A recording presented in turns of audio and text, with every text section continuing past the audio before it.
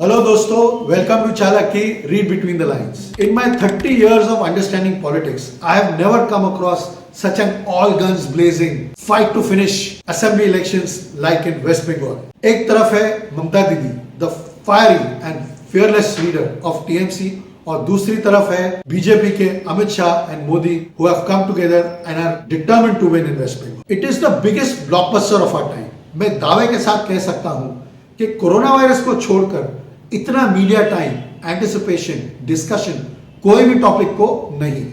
और सही भी है, this is not just elections, this is war.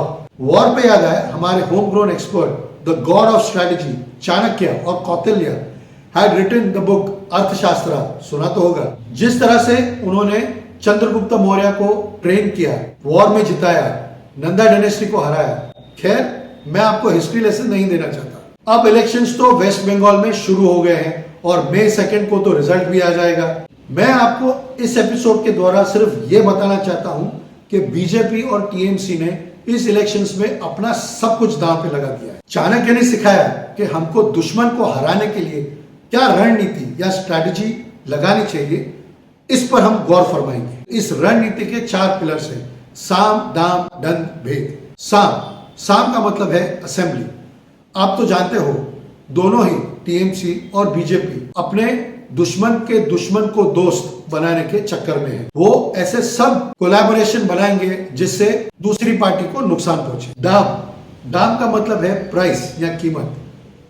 अब 2021 में वेस्ट बंगाल इलेक्शंस में पानी तो पैसे की तरह बढ़ रहा है। चलो, मैं आपको अनकंफर्म सोर्सेज में कितना पैसा खर्च हो रहा है इसका जरा नजारा दिखा देता हूं। Official spending on media rupees 120 crores.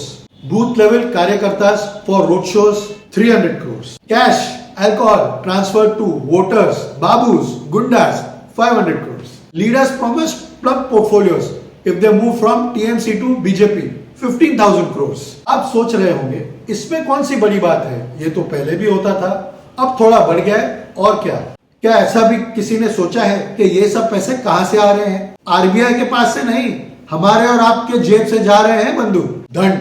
दंड का मतलब है पनिशमेंट, क्रिटिसिज्म। अगर आप मोदी और शाह की स्पीचेस सुनेंगे तो आपको लगेगा कि वेस्ट बंगाल एक अलग देश है, उसमें एक तानाशाह या डिक्टेटर है ममता बनर्जी और उनको हराना है। अगर आप ममता बनर्जी के स्पीचेस सुनेंगे तो आपको ऐसा लगेगा कि अगर बीजेपी की गवर्नमेंट वेस्ट बंगाल में आएगी तो सारे मुसलमान और दूसरे प्रांतों का खात्मा हो जाएगा, वो कभी जी नहीं पाएंगे। वाह! और बड़ी बात यह है कि बंगाल की इंटेलिजेंसिया या भद्रलोक भी यही मानते हैं। ये सब तो छोड़ो, लेकिन बीजेपी लीडर्स का मर्डर, टीएमसी और बीजेपी लीडर्स के बीच में हाथापाई, वायलेंस इतना बढ़ गया है कि ऐसे पहले कोई भी इलेक्शंस में किसी भी स्टेट में नहीं हुआ है। भेद लिटरली मीन्स डिविजन और discrimination. This is my favourite one. आप पूछोगे क्यों?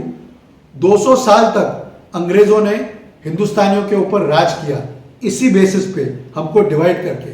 आज की तारीख में भी आप कोई भी पॉलिटिकल पार्टी हो, हमारे जात पात, गोत्र, हिंदू, मुसलमान, कोई भी इशू को लेकर ही हमें डिवाइड कर रहे हैं। और बड़ी बात तो यह है, वो जीत भी रहे हैं। टीएमसी बोलती है खेला होबे, जिसका मतलब है they will go to any level to play politics and defeat BJP. BJP से जय श्री राम, जिसका मतलब यह है, ये आगाज दे रही है कि अब हिंदूज का रूल होगा वेस्ट बंगाल में। पार्टी कोई भी जीते, एक बात पल्ले बांध लो, हमारे कल्चर, सभ्यता, हमारी यूनिटी, एकाग्रता, हमारे एक दूसरे की तरफ मोहब्बत, सबसे ज्यादा सफरेंस उसको होगा। हम आज अगर ये नहीं समझ पाए कि इस डिवीजन की वजह से हमारे देश को नुकसान पहुंच रहा है, फायदा नहीं, तब तक हमारा कुछ नहीं हो सकता। तो हमें क्या करना चाहिए? बस इतना सोच लीजिए कि आपके फेवरेट मूवी स्टार्स जो पॉलिटिकल पार्टीज को ज्वाइन करते हैं, उनको आपको वोट नहीं देना है। आपको अपने कान और आंख खुले रखने हैं और अपना दिमाग चलाना है। आपको यह सोचना है कि जो पार्टी आपको इंफ्रास्ट्रक्चर, डेवलपमेंट, जॉब्स दे रही है या फिर कटौती, पेट्रोल प्राइसेस, गैस, टैक्सेस, ऐसी सब चीजों को आपको ध्यान में रखना है और फिर आपको अपना वोट प्रदान करना है। वरना खेला हो गया बिटवीन टीएमसी एंड बीजेपी, और हारबो कौन? अमी निर्दोष जनता। कुछ समझ आया?